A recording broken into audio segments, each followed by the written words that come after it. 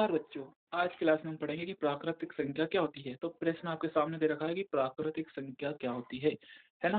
तो सिंपल तरीके से हम समझ सकते हैं कि जो प्राकृतिक संख्या वे संख्या होती है जिन्हें हम काउंट कर सकते हैं, जिन्हें हम गिन सकते हैं।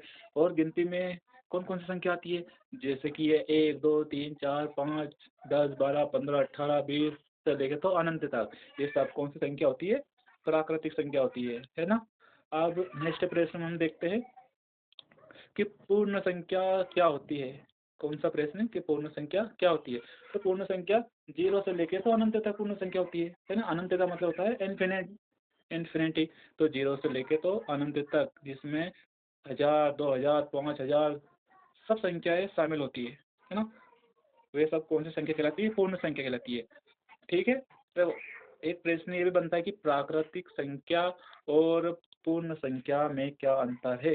ठीक है ना। तो आप तो देखेंगे फर्स्ट प्रश्न में प्राकृतिक संख्या 1 से स्टार्ट होकर कहाँ तक जाती है, अनंत तक जाती है ना।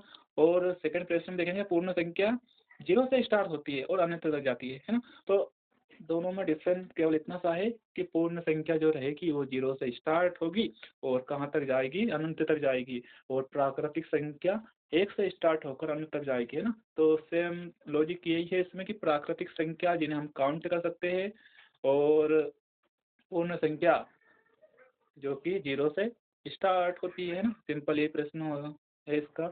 और यही आंसर है कि 0 से लेके तो अनंत तक की संख्या को हम पूर्ण संख्या कहते हैं। अच्छा, पूर्ण संख्या इसलिए बोला जाता है क्योंकि 0 भी अपने आप में एक पूर्ण संख्या है ना। 0 को प्राकृतिक संख्या हम नहीं रखेंगे 0 को, क्योंकि 0 तो हम गिन नहीं सकते, लेकिन पूरा तो है ना। तो इसलिए हम इसको पूर्ण संख्या में रखते हैं। ठीक है ना।